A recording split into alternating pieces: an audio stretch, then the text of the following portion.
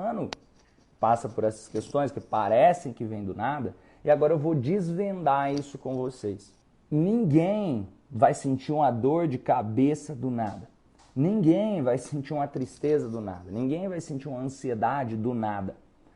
Existem histórias construídas, existem a genética, existem hábitos que fazem com que aquilo esteja acontecendo e aparentemente pareça ser do nada.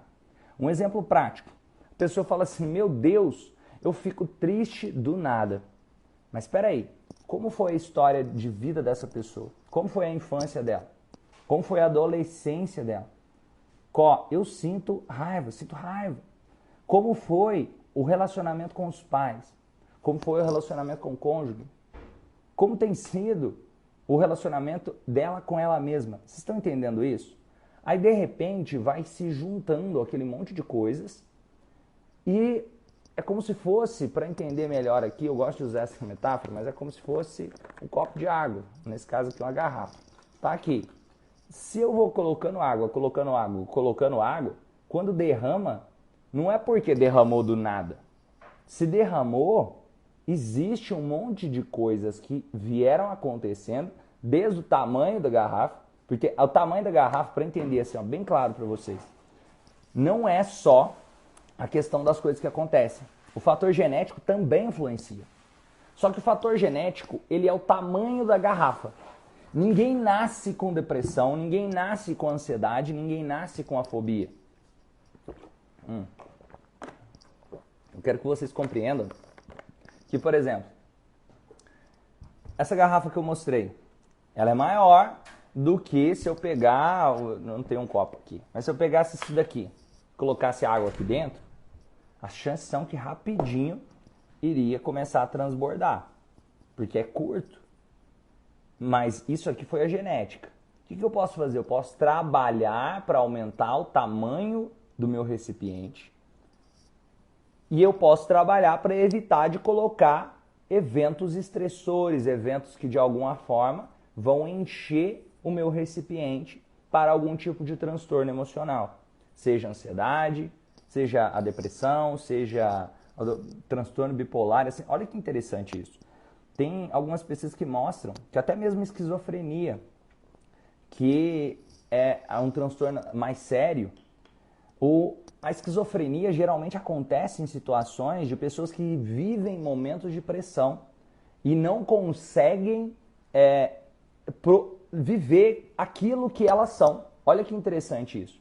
Geralmente é como se lá fora, talvez os pais estão colocando uma pressão interna naquela pessoa, ou a universidade, ou o trabalho, e aquela pessoa cria um novo mundo, uma nova realidade, por isso a psicose, para poder lidar emocionalmente com o que está acontecendo. E pode acontecer um surto psicótico, por exemplo. Então, olha que interessante. Aquele surto, o primeiro surto, não veio exatamente do nada. Existem o fator precipitante, claro, foi aquele momento que aquilo estourou, mas existiu toda uma história de colocar enchendo o recipiente. Lógico, algumas pessoas vão ter uma predisposição maior. Predisposição é o tamanho do recipiente. Sim. Por isso que é importante cuidar. Mas quer dizer que se, um exemplo, a própria diabetes. Se uma pessoa tem diabetes, as chances são que existem fatores genéticos, é o tamanho do recipiente. Algumas pessoas, vamos supor, se os pais tiveram, se os avós tiveram, o tamanho do recipiente fica mais curto. Mas ainda assim é possível você cuidar de acordo com o seu estilo de vida, de acordo com a história que você vem construindo, seja para ir aumentando o tamanho do seu recipiente, seja para ir colocando menos eventos que contribuem com o gatilho que cria aquele tipo de doença. Então, percebe o quanto a nossa mentalidade constrói uma doença. Por quê? Porque por mais que exista fatores genéticos, existe também o nosso estilo de vida, que é o que mais define.